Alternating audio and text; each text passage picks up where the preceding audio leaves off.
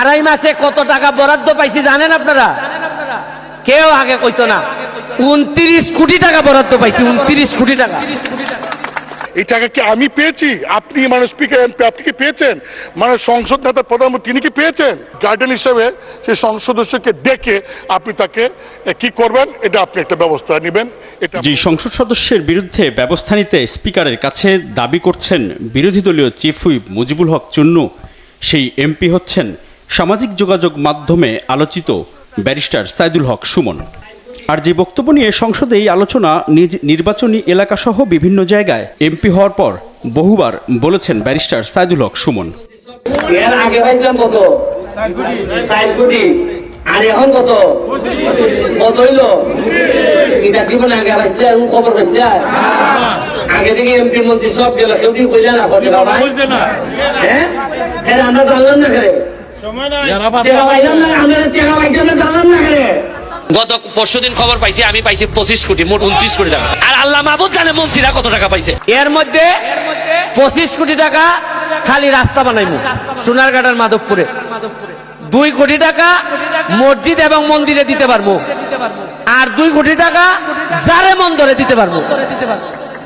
স্বতন্ত্র MP barrister Suman যে বক্তব্য দিয়েছেন তা অসত্য এবং সকল সংসদ সদস্যকে তাদের ভোটারদের কাছে হেয় করেছে বলে সংসদে যুক্তি তুলে ধরেন জাতীয় পার্টির মহাসচিব মুজিবুল হক চুন্নু। দেন তিনি বলেছেন, আপনি জানেন যে 3 মাসে আমি 28 কোটি টাকা পেয়েছি।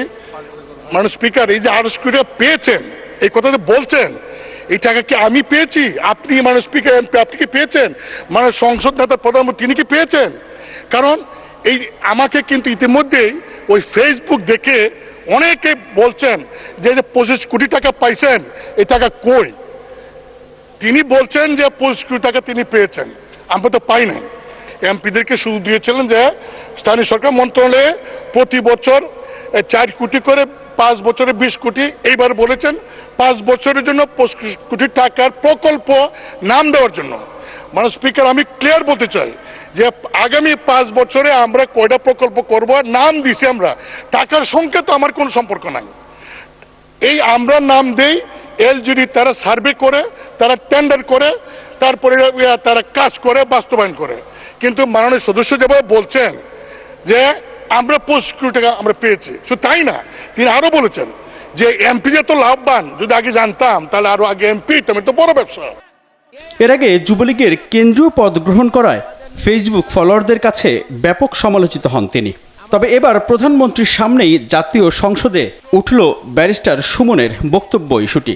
তার কিছু বক্তব্য সস্তা জনপ্রিয়তার হাতিয়ার বলে মন্তব্য করেন জাতীয় পার্টির মহাসচিব মুজিবুল হক চুন্নু।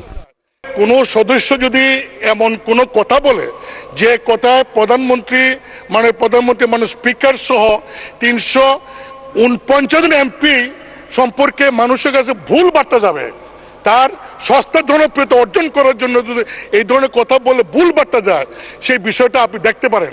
আমি আপনাকে পাইতে পারি, আপনি ভিডিও দেখেন, দেখে আমার কথাগুলি যদি মনে হয় আপনার যে ইয়েস আমি যা বলছি তার এই কথার কারণে জনগণের কাছে 349 জন এমপি সম্পর্কে ভুল বার্তা গিয়েছে, যদি আপনি এটা মনে করেন তাহলে আপনি গার্ডেন হিসেবে সেই সংসদ সদস্যকে ডেকে আপনি তাকে কি করবেন এটা আপনি একটা ব্যবস্থা নেবেন, এটা আমার অনুরোধ।